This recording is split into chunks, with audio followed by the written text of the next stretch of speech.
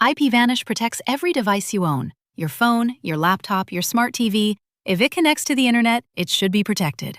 IPVanish encrypts your connection and masks your IP address, helping keep your browsing private at home and on public Wi-Fi. And with no device limits, one account covers everything. Stream with added privacy. Browse securely. Connect with confidence. Right now, save 83% off the 2-year plan.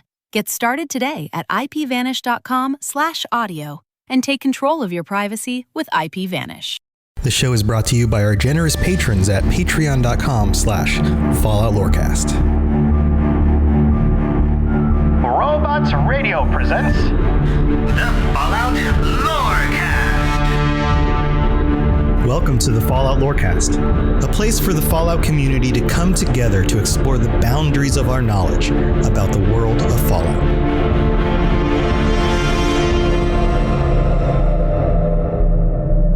All right, Wastelanders and Vault Dwellers, it is time again for the Fallout Lorecast, and it is the end of June 2021, and that means it's time for our patrons to join us. And so here we are, and we're this episode's a little bit late. Thank you for your patience. We've had a little bit of technical problems and kind of corralling the cats, trying to get everybody together. But here we are, we've made it, and we're going to talk about some really cool concepts when it comes to the tactics of the different groups in the Wasteland and how they handle military tactics and moving their forces against each other, that kind of stuff.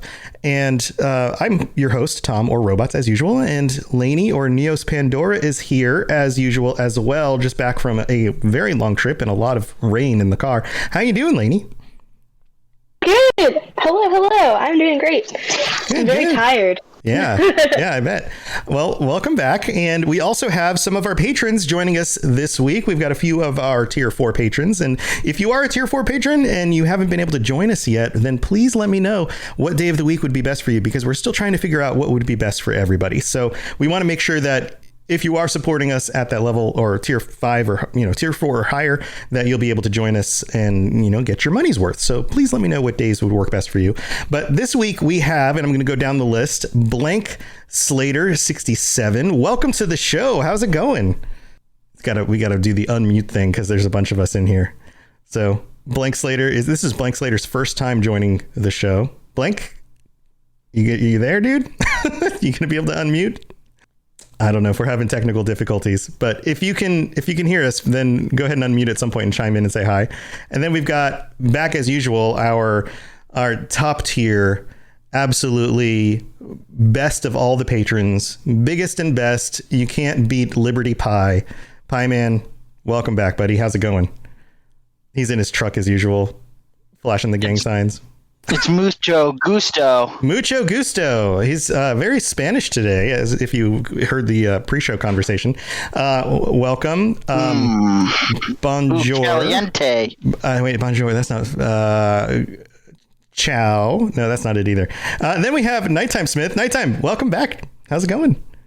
It's going great. How are you doing? Doing good. I'm excited that we're finally able to all get together and talk. This is nice. So... this episode of the show, we're going to be talking about military tactics and strategy.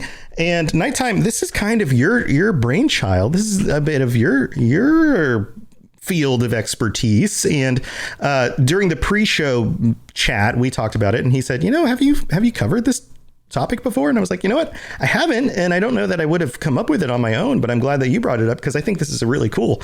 So the way we're going to do this episode is we're going to let you kind of pick a faction and talk about, in general, what their tactics and what their strategy would be when it came to military, movements and goals. And I don't even know the words to use. And then we're going to chime in. So if you guys have any thoughts on any of these things, then feel free to raise your hand or unmute and let me know when you're ready to chime in. So who do you think we should start with first, Nighttime? Do you think we should go with somebody like the Brotherhood, somebody very common that everybody knows about? Yeah, I think so. This would be a good place to start. Okay, so when it comes to the Brotherhood, what are we looking at? We're looking at a highly disciplined military force that has a lot of weapons and equipment, has the ability to deploy themselves as fast as possible across the Commonwealth. They have air superiority, and they are very surgical in their abilities. They only want a few things, and that is to eliminate any mutants and to destroy the Commonwealth and to gain and control high technology that they may come across. Wait, did you say destroy the Commonwealth? Sorry, destroy the CIT. Right. Okay. So in Fallout 4, they're clearly against the CIT. In Fallout 3, they're right up against the Enclave forces. In New Vegas, they are a smaller part of the setting there, but they are, they come into conflict with the Legion and some of these other raider groups, and even, I guess, the NCR on occasion, depending on what the goals are. Hey, that's our technology. No, we need it. That kind of thing. So yeah, I think you're right. I think that they're more of they represent something that is derivative of what I would consider like a modern United States kind of military. Air superiority, that's big in our military. Surgical strikes, technological superiority, highly trained, able to get in and out of a situation very quickly, just focusing on that one goal. They're actually probably pretty good at pivoting from dealing with things on the ground when they have, they've got power armor and multi-disciplined individuals, people who know how to use different kinds of weapons and handle different kinds of situations. So would you agree that that's a good analogy? Yeah, very much so. Also, the tactics in general are very much indicative of a first world nation. They're conducting search and destroy missions, usually when they're in certain places. They're trying to find the enemy, they eliminate the enemy, and they secure the area. And if once they've taken what they need or the area is clear, they move on and they don't hold ground. Right. Interesting. Any of you guys have any other thoughts on this? Do you remember, did you do any playthroughs where you came up against the Brotherhood and had to deal with them as an enemy to yourself? Like, did you side with the CIT or any of these groups that went against them? Anybody have any thoughts on that? Pieman? I have a thought. Mucho gusto thought, but yes, I did have I did do a CIT playthrough, like through and through, all the way. It was fantastic. I loved being the evil villain. And yeah, it was so weird going against the Brotherhood, because my second favorite faction in the entire Fallout universe is the Brotherhood. The first being the Enclave. God bless America. God bless the Enclave. Okay. But it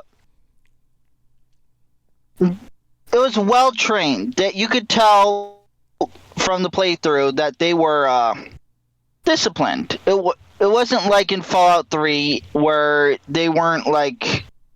I mean, they were disciplined, but they weren't as disciplined. They had different mission in Fallout 3 than when Elder Maxon came and basically whipped everyone into shape. And basically built the Pridwin. Basically the all that superiority is a big thing. Yeah. Like what I don't think that what I always wondered is, why don't they have Stingray fighter jets? That's a good question. You guys have any thoughts on that? Nighttime? I always wondered why there wasn't any other capability like that in the game. I mean, you can't call airstrikes. You can only call a vertibird to pick you up, and it doesn't really respond to any threats in the area when it's picking you up or dropping you off. But there is no air support like that. There's no close air support missions. There's no fighter jets. There's no rocket barrages from the Pridwin. Yeah. Do you think there's a technological limitation, or even a development limitation? Like, it would have been something nice to do, but they just didn't have the time to implement it? Like a lot of things with Bethesda has to deal with, sometimes it's a lost cause fallacy, and they have to cut it because they can't finish it before the time they got to get the game done. Sure. Yeah, I can imagine. Like, it would be really cool is to have a version of these kinds of games where you are able to, and maybe this is something they'll be able to do with the Creation Engine 2 once they get out Starfield and then Elder Scrolls 6. But the idea of being able to look at the map and, let's say you become the commander of the Brotherhood and you decide, I'm going to deploy 200 soldiers to this town because we need to take it, and it's currently super mutant territory. And then, the 300 super mutants that are on the ground there have to deal with 200 Brotherhood soldiers, coming in and, vertibirds dropping them off, and some of them maybe even para-dropping in, or, fighter jet flying over, helicopters maybe even, or whatever technology they're able to like put together, or even power armor soldiers with jetpacks, kind of, like the Mandalorian, just kind of like cruising over and, shooting down at the super mutants while they're all going, shooting back, and, rockets going into the sky, and like these massive battles that you're able to coordinate, and then you can jump down into the middle of and participate in. Like, that would be amazing. But the amount of CPU resources to handle that, or the GPU resources to handle that, is pretty significant. So I can imagine that being something that you would see in something like an RTS game, where you're looking down at a map and you have these smaller figures with less polygons and less, detailed textures and less AI happening. But for something that works on the way that it would in Fallout 4 would be pretty difficult, but really cool. I mean, I guess we could chalk that up to a, like a future game, maybe Bethesda, maybe like a Fallout Tactics, but better than Fallout Tactics sort of game. Or Fallout Tactics rebooted. Yeah, something like that. That would be, but like Fallout Commander, you could be like the Enclave, or you could be like, whatever, in whatever faction, and just like mush them up against each other and see what happens. That could be a lot of fun. Anybody else have any thoughts? Blank Slater? I don't know if your microphone's working. It looks like you're still muted. Hey, there you are. What was the question again? Sorry. You have any thoughts about the way the Brotherhood would handle tactics, or coming up against them in the games? Like, I know a lot of it's like about technology and the idea of like they're the only ones that can have the technology. So right. like if they come up across like a town full of robots, they're gonna go after that town because it's got all that technology in it. Right. And that's another point, is that they often have access to technology that everyone else doesn't have, whether it's rocket technology or lasers or plasma weapons. Right. So I can imagine that they would have tactics around the use of those weapons that work fundamentally a little bit differently than something like ballistics weapons. What do you think, Nighttime? Yeah, range would definitely you would want to use plasma weapons for shock troops. You could definitely use laser weapons for snipers or shock and awe. Mm-hmm. Brotherhood doesn't seem to use ballistic weapons all that much, and I can't blame them. It's kind of nice to have a rifle that, as soon as you pull the trigger, it's already hit the target. Yeah, and is rechargeable. You don't have to make new ammo. You just have to recharge it. Yeah, you don't have to mine lead or, manufacture gunpowder, or, like I'm trying to do, is trying to find primers, because they're not around. Right. Trying to find components, and I can't imagine trying to find components in the wasteland. Oh God, no, that would be very difficult. Yeah. All right, let's move on to the CIT, the Institute. Nighttime, what do you think the Institute would do when it comes to tactics, and how would they handle it? They have a couple different levels. It seems like they want to control what's going on without leaving as much fingerprints as possible, even though that seems to be an impossibility with the way of their MO is. For large engagements, they definitely use Gen 1, Gen 2 synths, and they use their own laser weapon systems, and they will go in, neutralize whoever's in the area, and unfortunately that seems to be towns for the most part. They'll come in, wipe out a whole town, take what they need, leave, or grab somebody. Or they'll send in they're not Terminators, what are they called? Coursers, yes. Yeah. So they'll send those in. Those seem to be they'll use those for things that they don't want to have a big footprint for. And then, of course, replacing people is one of the very special thing that they do that nobody has the ability to do, is that they can just decide to make people disappear and put somebody in there that will do whatever they want to do because they made them to do that. But the tactics in general, infiltrate, control, just neutralize, and eliminate. If anything's a threat to the Institute, they want it gone, and they don't care how obvious it is. Yeah, that makes sense. So they also have the benefit of working in, replacing individuals internally among their enemies with synths who don't even necessarily know that they're synths until they're turned on. And so they have kind of like sleeper agents. The perfect agent. It's an agent that doesn't know it's an agent. Yeah. Yeah. Somebody who can just be kind of like the mayor in spoiler alert. Spoiler alert. Anyone hasn't. Mayor Diamond City. Diamond City. Yeah. Yeah. So yeah, absolutely. Perfect sleeper agent. He doesn't even know it. Right. And that's the whole point of that, is that like if they're called out ahead of time, then they genuinely say, no, I'm not. How could I be? Like, and it's genuine. And then they're turned on and it's like, well, guess what? You were. Too bad. So it's like Sturgis. I don't know if a lot of you guys knew this, but Sturgis is actually a synth. Sturgis? Parse. Is he a synth because the Institute put him there, or is he a synth because the railroad gave him a new life? Mm-hmm. That's an interesting question. I haven't thought about Sturgis much. I killed him once just because he got bored one day, just to see. I was deciding who's who. Who's really trustable around my settlement? Right. Well, so the other thing is that the other thing is that some of the synths are not have broken away from the Institute, and they're no longer connected. They're not. They can't be turned on to become, a hidden agent. They're legitimately individuals who have left. So there's always that dynamic too. That's the big thing. I think a lot of people don't realize about the Gen 3 synths.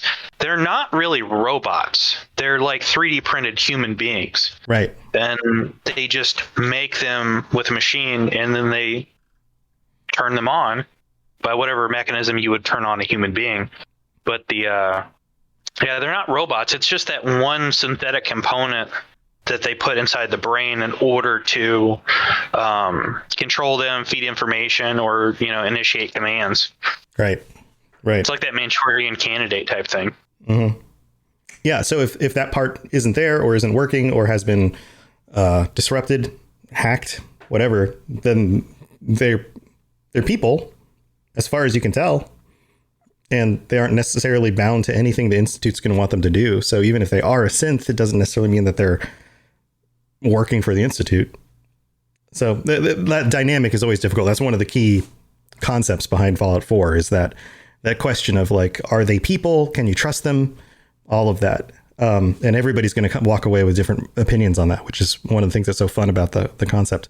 So we've got the Institute. Anybody else have any thoughts on the Institute and having to deal with the Institute in the game, or their tactics? Yeah, Pieman.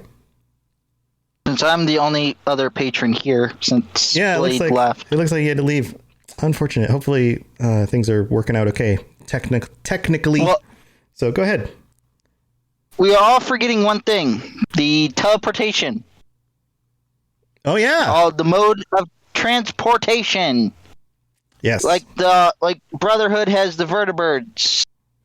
The Institute can just go poof, you're there. Poof, you're not there. Instantly. It's like the perfect delivery system for like a war. Like you could put people behind your enemy lines and as safe as possible without having to actually get across the enemy lines. Well, it's like synth relay grenades. I forgot about that, Pie Man. That's a good point. Mm-hmm. You can buy the grenades from the Institute, and you just toss them, and then they just teleport synths in wherever the grenade goes. Yeah. Yeah, that's pretty potent. The idea that you can overwhelm a force when they don't expect you to by just bringing in reinforcements immediately in whatever place you need to put them. That's a pretty effective ability. It was one of the things I liked about during my CIT playthrough was teleportation. Yeah, that's a good one. That's an interesting one. So, okay, so we've got the Brotherhood. Can I add something real quick? Yeah, sure. Sure. Okay, sorry, I know you can't see me, so it's a little weird. I'm just thinking from a defensive point of view, if you're thinking also about the teleportation, you have to teleport to get into the Institute. For other factions, it's unlikely that someone will be able to raid the Brotherhood and succeed, but you could do it. You can't get into the Institute unless you can teleport inside. Right. You have to have somebody inside already, which is basically plays into the storyline when you're up against them. This idea that you'd have to have someone on the inside to kind of deal with them. Otherwise, how else are you going to find them? How do you even know where they are? Pie Man? Or have a big metal robot blasting through the ruins. Right. Yeah, and then eventually, you find them, you dig them up. Blank, do you have any thoughts on the Institute and having to deal with synths and teleportation and all of that stuff? Or being on their side and leveraging that in conflict? As playing the games and seeing like what the Institute is all about, I feel like scaring people is like one of their big tactics. Okay, so like, you're stealing people.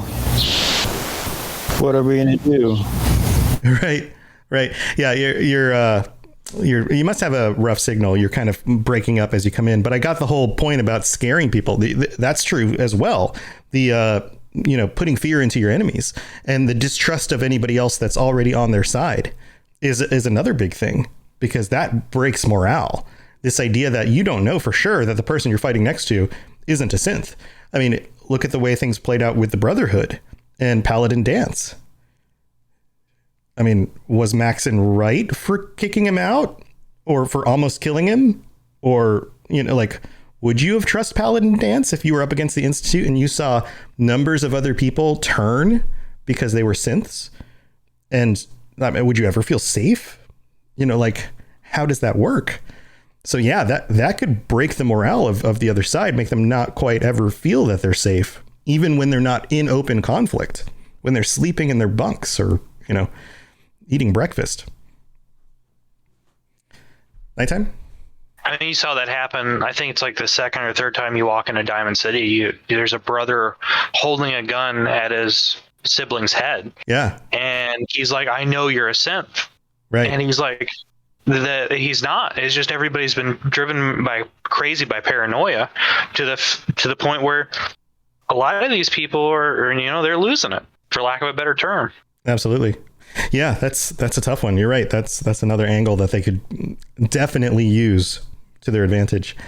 Well, guys, we're about halfway through the episode. Why don't we go to the middle of the show and thank our patrons, which are you guys and some other people, and we'll be back to talk about some of the other factions that would play a big part in the military operations of the Wasteland.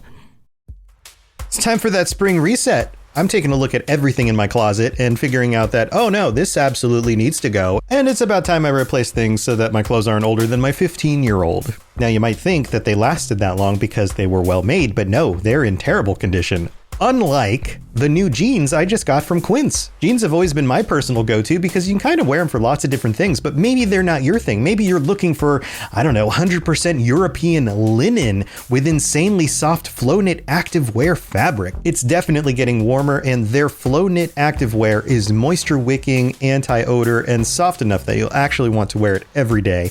So pick out what you want. You can't go wrong because they have prices 50 to 60% less than similar brands. And like I said before, they are high quality. I continue to wear their clothes all the time, and I know that these new jeans are going to last me a lot better than the other things in my wardrobe. And on top of it, They look great. They're so comfortable. And I spent just as much on the jeans that I am now cleaning out of my wardrobe. So if you're looking for something better, just all around better, go check out Quince. So go do it right now. Refresh your wardrobe with Quince. Go to quince.com/falloutlore for free shipping and 365-day returns.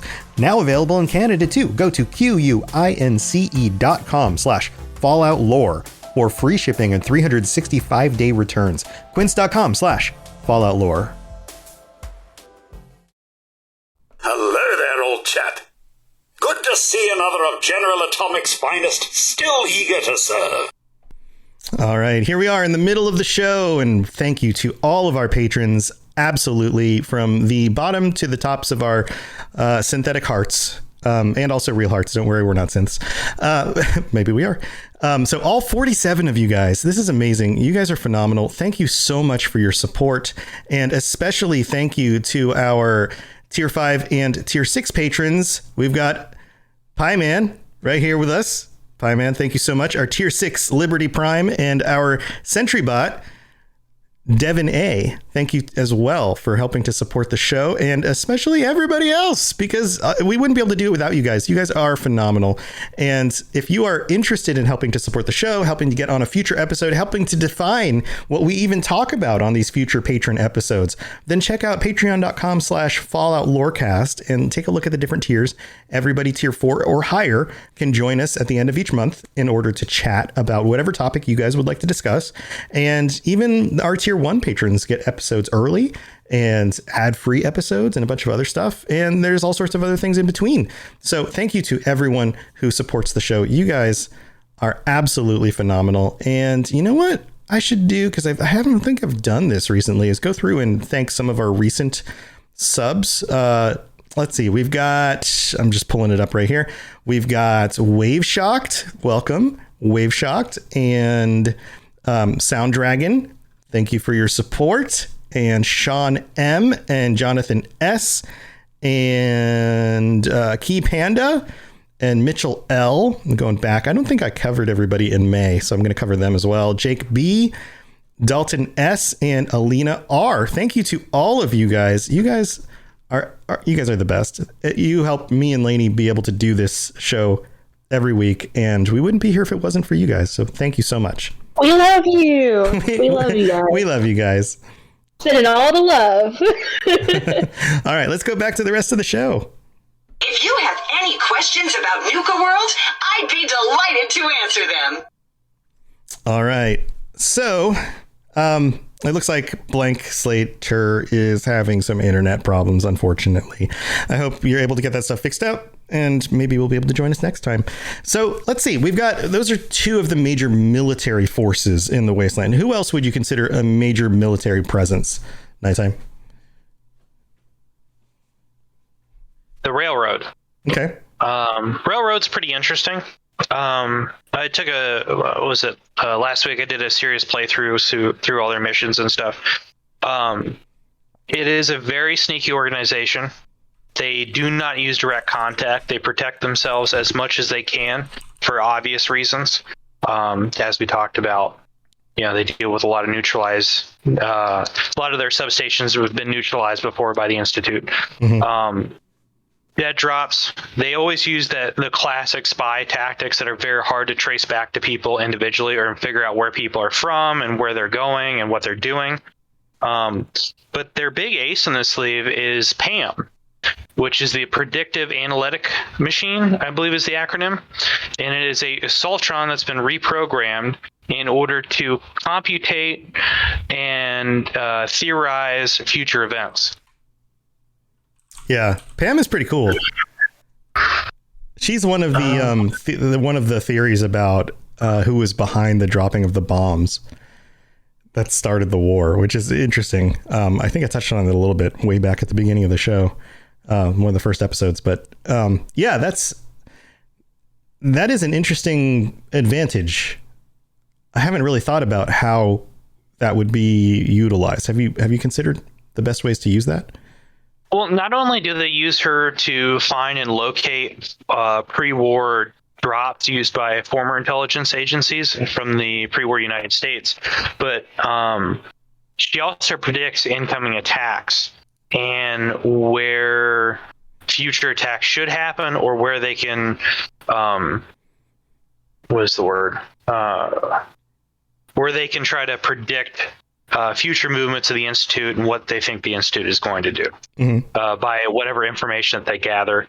That they have that predictability, and then also Tinker Tom is having you put all types of what he would call weather stations, but they're just data collection devices, and he's having you put those all over Boston. So that's another thing that they can get. They can read energy readings, figure out where the Institute is transporting people. And they also have moles inside the Institute feeding them information. Yeah. I'm sure that's not easy to do. Like, I don't remember specific details on how they achieved that, but I have to imagine that was very hard to achieve. It seems to be through the synths. The Gen 3 synths, a few of them that are living in the Institute don't really appreciate being treated the way that they're treated. I think it was the last time I was playing Fallout 4. It was like my second or third time in the Institute after doing a couple of missions, and I was walking by a synth being experimented on by a doctor, and said, just, whatever symptoms you may have, please report them.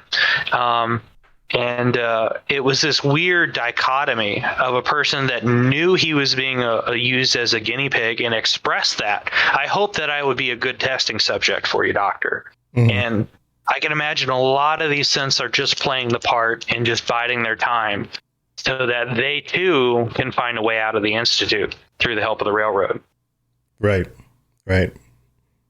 Yeah, that's true. It's been a while since I've played those parts of the game, but now that you bring that up, it really does remind me that is the case. So finding inside help probably wasn't that hard once you can get back inside. The hardest part is probably just getting back inside. And they could have probably done that if they had captured a courser or captured another Institute agent. And if it was a synth, they could have reprogrammed that person to be a double agent. Yeah, as long as the Institute was unaware that person had been compromised, then they could missing time. Yeah. Then they could easily just go back and, be a double agent, pretend that they're still working for the Institute, but yet still be relaying information from the inside back out. So yeah, that makes sense. Yeah. You guys have any other thoughts on that stuff? Pieman or Laney or Blank? Blank is still trying to connect and make sure that we can hear him. What do you guys think? Pieman? Pieman's. So first. There you are. Driving now. Well, be safe. I'm driving now. First, I never played as the railroad. I always thought that they were super inferior. I thought their cause was not worth it. Okay. It was always war and destruction. It's always super war and destruction. It was weird. Okay. I mean, you could argue that they were trying to protect the wasteland and the synths. I mean, there was the whole, synths are people thing. And I think we might have just lost Pieman. Oh, we just lost your video. Yeah, no, I switched it off. Okay. Because I don't think you'd want to see me. That's fine. All right. But yeah, they're not your bag, huh? No, I never thought of synths as humans. Living, breathing, even if it looks like me, talks like me, and it bleeds like me. I still don't believe it unless it knows something personal about me. Like with synths, it's just, I never saw the purpose for the railroad. I don't know why Bethesda put it in there. Yeah. No, it's if you don't think synths can be actual people, then obviously you're not going to identify with them as a faction. Yeah. Yeah. Mm-hmm. Yeah. Whereas if you think the synths are people, then absolutely there needs to be somebody who's fighting for their rights, just like anybody else who's been discriminated against. Somebody needs to be standing up for them and trying to make sure that things are even and equal and that they have rights because they're people. But it just depends. It depends on your perspective on that. Is a synthetic human really a human? Do they have individuality, like self-awareness, 3D printing. A soul. You know, what does that mean to each of us? You know, all of those kinds of questions are big. So yeah, I get that perspective totally. I always thought the synths were people. See, I was on the other side of it. I was like, they're anything that's self-aware and intelligent enough is a person, even if it's a robot. If it's self-aware, then it's a person. Self-awareness and intelligence, I think, are the two requirements for personhood. Now that opens up a whole bunch of other questions. Like, how do we even know that? How do we ever prove it? I don't know. But assuming that you could have proof of that, then yeah, I think that's a person. What do you think? Gorillas and chimps are pretty close. I mean, yeah, the way they can communicate and the emotion that they feel, they're pretty close. Right. Dolphins, elephants. Yeah. There are other creatures out there that when given tests to show if they can recognize themselves in a mirror or can communicate clearly or see themselves separate from their environments or think in certain objective kind of ways, they'll pass some of those tests. So so for example, a chimpanzee, like the smartest of chimpanzees, is about as intelligent as a 4 to 6 year old in a lot of comparisons. So is a 4 to 6 year old a person? What was that, Nighttime? I hope so. I said I hope so. But is that because they're human? And so like somebody who has a religious perspective is going to say, well, they have souls and they were designed by God to be people, and a chimpanzee is an animal, and so therefore it's different. It doesn't work the same way, right? But if you take out the religious element of it and you just talk about self-awareness and intelligence, then maybe they're both people, you know? So I took like an intro to like, evolution, all that, in college, and we went in depth into it. If chimpanzees were human, or people, yeah. So we went through. There was a big section in my textbook all about that. It's still a big thing today. It's ridiculous. But my opinion, everything, I'm going to bring religious into this, and you're probably going to take it out because people don't know this, but I'm religious. Yeah, that's fine. I like myself a religious person. I don't. Everything. I try not to filter stuff out. I think everybody's perspective has merit. So yeah, go ahead. Yeah, I believe that God in the beginning, science says there's the Big Bang. I believe God created the heaven and the earth. I don't believe in the Big Bang. Okay? I'll say that straightforward. People on Discord can hate me for that. I don't care. I don't believe that. I don't think anyone's going to hate you for it. It's your opinion. That's fine. They may disagree with you. Yeah, it's my opinion. That's fine. That's totally fine. That's what I mean. That's what I mean. Sure. So, I also believe that God created everything. Like chimpanzees, humans, Adam and Eve, the garden, the Garden of Eden. I believe he did all that. So people not saying, all these tests about chimpanzees and, are they human or could they be human? Oh, I believe they could be human. They could be a less evolved type of human. But I believe that chimpanzees are human. Well, I mean, they're not human because they're chimps, but are self-aware. Not human, but are self-aware. Yeah, that's what I mean. Have a sense of self-awareness and I don't know. This is know what's going on. Yeah. Well, we're going a little off.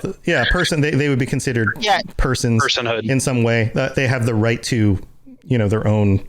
I don't know. There's so many different ways that we could talk about this, but this is a big topic, and it's worth its own complete episode talking about any of this stuff because you're right. There's a lot to it. There's a lot of different perspectives, and there's a lot of different reasons for those perspectives.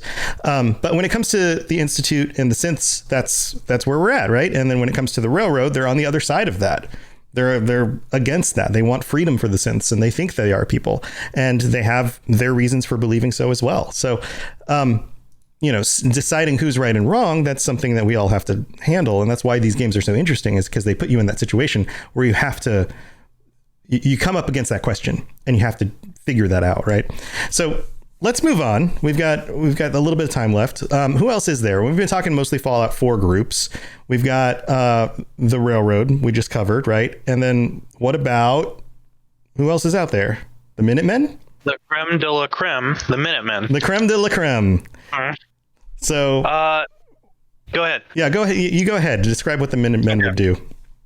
So the Minutemen, they're your neighbors. They're the farmers. They're everybody that in the Commonwealth can be a Minuteman. They are your teacher, your shopkeeper, your barber. They're everybody, and they can be everybody. I think what's really why the Minutemen has such an edge is that they are the citizens of the Commonwealth. They want to make things better. They want to protect each other. And they do have a tactical edge. Their edge is that they are everywhere, and they do have artillery. They have the ability to conduct large-scale offensives, and they have the ability to call in artillery strikes. If you get a settlement and they decide to join the Minutemen and they're allied to you, you can build artillery at that position. And not only can you call them in with a flare gun if you need to take an objective, either knock out a raider base or you need to kill some super mutants, not only can you have a squad of your neighbors come by with their guns, but you can also call in an artillery strike. Yep. You know what's really funny about that is that I had that option so many times and I always forgot to use it. It's the best, though. It's It is. So if you get 3 or 4 different settlements in one area and they can all converge, each one will fire about 5 shells. It'll make it look like it's the First World War. You'll just completely obliterate an area. What is it? If you take over Quincy, if you call an artillery bombardment on Quincy and you have most of the settlements around that area, and there's so many vehicles inside the settlement that it just obliterates everything. That's awesome. And then you just mop it up after. Oh, I need to do that. It was one of those things that I just never did. I always just wanted to rely on my own ability to shoot at things. And I don't know. Maybe it felt like cheating a little bit. Maybe that was it. Tom, you got to bring your friends that got guns. I know, right? Right? Yeah, totally. Yeah, I just never did that. Pieman, did you rain artillery on anybody in the game? All the time. All the time. All the time. Each of my settlements, because I'm going through a Minutemen storyline right now. I'm going through that again because I absolutely loved it. My character's name is George Washington. That's great. Hi everyone. I'm George Washington. George Washington. Good old George Washington. I'm George Washington. That's awesome. Each of my settlements that would join the Minutemen, of course I play with mods, so I would always play with like unlimited supplies, so I'd be like cheating. But still, all right. Each of my settlements would probably have 4 artillery each. And literally, my frame rate each time I would do it would like drop to 0. Yeah, it would just tank. And I knew, yeah, especially when I was near the castle because I put like 6 there, each in the couplets, and then 2 on the sides. Mm-hmm. Oh, it was awesome. That's great. That's awesome. Yeah, I also destroyed Quincy also, so. Kill the gunners. Get rid of them. Yes, get them yes. It's gross. They're gross. They're Brotherhood of Steel wannabes, pretty much. All right. What about Blank? You're back. Are you able to chat now? We'll see how your voice does. Do you have any thoughts about the Minutemen? Or Laney? I'm not sure if Blank's connection's working. Oh. Yeah, I've always enjoyed the Minutemen. I thought they were always a pretty good guy kind of group. Yeah, it's kind of hard to fault them for defending themselves against, raiders and people trying to take their property and stuff. Like, that's pretty fundamental, right? Like, totally makes sense. And now the ability to like bombard other people that gets pretty intense. But That's pretty cool. Do you have anything else you wanted to add, Blank? No, I think that's all I had to say about the Minutemen. I pretty enjoy them pretty well. Cool. Lainey, do you have any thoughts on any of these that we've brought up? Anything you want to chime in with or share about your playthroughs? Hello. Okay. I really didn't spend a whole lot of time with the Minutemen. Well, I think, you get through the stuff with the castle, and then that's about it for me, That's where you let them go? You're like, I'm done with you guys. Cool. I think they're great. I think, they're very noble and they have a great cause. I was talking to my roommate about this the other day, where it really feels like in Fallout 4, when you first start out, they're some of the first people you meet if you're following the main story. And I feel like they kind of expire at a point. And I guess that just really has to do with how you play the game. But to me, and what order you do things in, but to me, that's how it was. They're very interesting for a bit, but then once you start meeting other people and doing other things, they don't stand up against the other factions to me. Well, they feel very less equipped than the other factions. Like the other factions are much more established. Yeah, for sure. And when you meet the Minutemen, they're on their last legs. I mean, basically, Preston's like, hey, I'm barely holding it together here. We need a leader. I'm not that person. Can you be that person? And by the way, we've got nothing going for us anymore. It's been basically the summary of what's going on. Can you maybe help us reestablish ourselves? And you have to build it back from there. So, which I thought was probably the most human faction out of the entire game, is that taking that spark of the idea of helping your neighbor, providing for it. Well, your basic human, ideals of, helping each other and doing the right thing and, making sure that everybody is safe is what the Minutemen is. Yeah. Yeah. And it is a fundamental thing, but it definitely feels like more of a struggle than, signing up with the Brotherhood, who already seem very equipped, or being part of the Institute, who again seem very equipped, or even the Railroad, who are, lesser equipped, but still very capable and have their own, what could be argued is a positive moral agenda. So yeah, I can see why people wouldn't necessarily side with the Minutemen right away, because it does seem like a much more uphill kind of thing. It is, but you got to protect your farmers. You got to protect your farmers. You got to, and the people who have spent a few generations now out in this wasteland, establishing themselves, trying to get back at normalcy, and yet they're dealing with all of the craziness of the wasteland and all these other factions and things. It's tough. It's tough out there on the farms. The one thing I did want to add, just to close it all out, is the end game for each faction. The CIT, the Institute, their end game is kind of interesting because they each kind of follow how their faction is organized and such. So when you destroy the Brotherhood as the Institute, they hijack Liberty Prime. They have him retarget the Pridwin and then destroy it. And then the Minutemen, the Minutemen's two-part. So the Minutemen will infiltrate the Institute through a backdoor sewer area on the Charles River. And then once you get in there, you will then beam in a couple of squads of Minutemen. And then you take the Institute. And then you go down to the reactor, much like the rest of the end game, and you detonate the reactor. But Preston tells you, I want you to activate the the evacuation command. He goes, we're not murderers, we're just here to kill the Institute.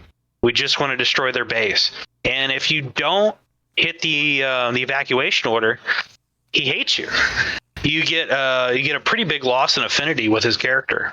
Yeah, that's not who Preston Garvey is. And he he's not about that. And then, of course, when the Minutemen... He's a good guy through and through. Yeah. He just does what he needs to do when it comes to violence because he has to do it. But he ultimately, says, this is war. We're not murderers. Right.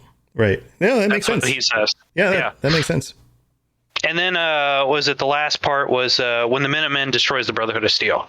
The whole point of that campaign was the quest Our Powers Combined was to build 5 settlements, each with an artillery unit, and to bombard the Brotherhood of Steel ship, to destroy it, and then you defend the castle against what the Brotherhood is good at, deploying knights in power armor and vertebrates. But it doesn't really work out well when you have missile turrets all across the castle. Yeah, right. Yeah. I wonder, if and when we get a follow-up to Fallout 4, an actual timeline follow-up, whether that's Fallout 5 or some other game they're going to do in the future, which of those endings will be considered canon? Well, that's the trick that they play, isn't it? That they always change the location. Right. So there's no real way to tell what the canon ending was. Yeah. Other than Broken Steel from Fallout 3, obviously siding with the Enclave wasn't the canon ending. Right. That's clearly not. No, it wasn't. Not the way it goes. Yeah. But it seems like the destruction of the Institute would mean an ending for more synths in the Wasteland. Right. So unless if you're actually seeing active synths in the Wasteland that are working for the Institute, they survived. So it can't be any ending where they're wiped out. If you don't see that, this just is true. Yeah, then it could be proof that these other groups survived. If you see the Prid win, then you're going to know that the Brotherhood didn't lose the Prid win, right? So there are some tells that could occur that would, kind of lead us to certain conclusions about how the game ended and which ending it was. But I think we're going to have to wait a number of years before we see anything about that at all. Especially with all the other games coming out. Yeah. It's going to be quite a while for another Fallout. Another mainline Fallout, yeah. And all these DLCs for 76. Yeah, well, 76 is going to be a game as service, kind of like Elder Scrolls Online is. Yeah. And they're just they have a team that's... Yeah, and this is something I think is good to clear up. They have their own team working on that. That just because 76 is doing better and is continuing to create more content doesn't mean that fact is going to delay us getting another Fallout. What's going to keep us from getting another Fallout from the main team is getting Starfield and TES 6 out. Once they get those out, then potentially they switch back and they do a Fallout 5. Unless with the being underneath Microsoft and the ability to use Oblivion as a studio or some other side studio getting created underneath Bethesda. Obsidian. Or I'm sorry, Oblivion. Yeah. Oblivion is a game. Thank you. The stuck in my head. Then we may get some sort of side studio doing some sort of mainline Fallout game, but not the core Bethesda studio that works on these traditionally. So we may get something sooner than that. But then, and if we did, is it going to be a continuation of the story a la Fallout 5, or is it going to be like a New Vegas 2 or a remaster of 3 in New Vegas, or are we going to get other side kind of content rather than something that goes further into the story and the timeline? So or an isometric game. They might do Fallout Florida next. That would be cool. No. I'm subscribed to a YouTube channel. It's just a mod development team. They're doing Fallout Miami. Yeah, I've heard about that, and awesome. That'll be fun to check out. I don't live in Miami, but I've been there a few times, and I think it would be cool if it matches actual real world locations. If they did a Fallout Florida and it wasn't Miami, I think Orlando would be the next most fun place to do, because you have all the theme parks. You have there are certain places and different kinds of things around that area that you could really pull from. But with the theme parks being so branded, I have a feeling they couldn't do it. Like, you couldn't have Mickey Mouse in there unless you had the rights to use Mickey Mouse, or any of the other theme parks have specific rights. Nuka World is kind of like a ripoff of Hershey Park. And I agree. In that sense, they kind of already did that. Yeah. So the other place, I mean, you could do like St. Augustine, which is one of the oldest cities in the country, but it's not very big. So I don't know that would make sense to do. You did St. Augustine. Or probably some other areas too. You could utilize the forts that are in the area. So imagine if you could go to St. Augustine in the game and turn what's this there? I can't think of the name of it. I visited it like a year ago. Yeah. You could turn a fort into, let's say, a settlement. That would be so cool.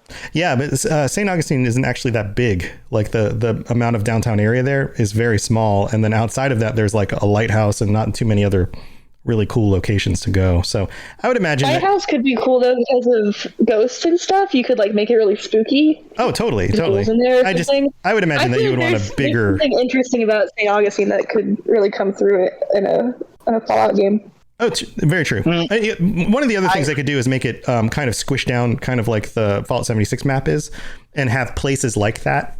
You have a place that is kind of like Orlando. You have a place that's kind of like St. Augustine. You have a place that's kind of like, I don't know, Jacksonville or Panama City. Panama City. Like there's a lot of other kinds of places you could go to and just kind of squish them down in map form. So you could do that as well. That's what I liked about 76. It was kind of that blend of the Fallout 1, Fallout 2, and then Fallout 3, Fallout New Vegas. Instead of just being one city, one metroplex, and then some surrounding rural area, it kind of spread it over a much larger region and kind of blended the two. So you could actually travel in between rather than just, having your little icon travel across the screen to the next town. Yep. Yeah, I hate game jumping, but this sort of sounds like GTA San Andreas. Uh-huh. Yeah. The same kind of thing where you have like these different zones that all kind of work together in the same map. Yeah. Absolutely. All right, guys. Well, I got to get going soon, so why don't we wrap it up? This has been a fun talk about Fallout 4. We may want to do the same kind of thing with Fallout New Vegas in the future. Talk about those different factions and how, they handle this kind of stuff. That could be a lot of fun as well. Let's go back through and say goodbye to everybody. We're going to go back down the list. So, Blank, if you're there and able to respond, if your internet's working, then please let us know if you have anything else going on that you want to share or ways people can get a hold of you outside of just reaching out on Discord, if you'd like to share that as well. I don't know if Blank is there. I'm not seeing the unmute change. So if you can hear us and you want to chime in by the end, just let me know. Pie Man, you got anything else going on? Anything you want to share? Ways people can get a hold of you? Well, so we're going to pull a aperture here. So the one true way you can communicate me, go find a dolphin.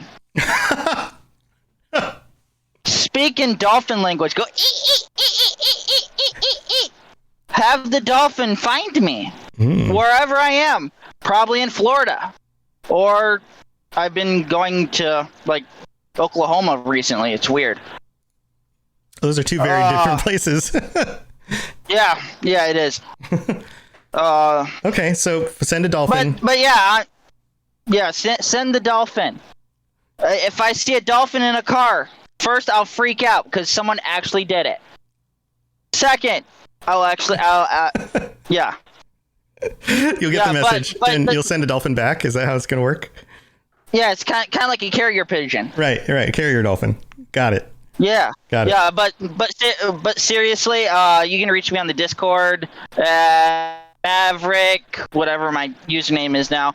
I usually go by Maverick, Pie Man, Liberty Pie, Lord Stefan Darkfane when D&D comes around again.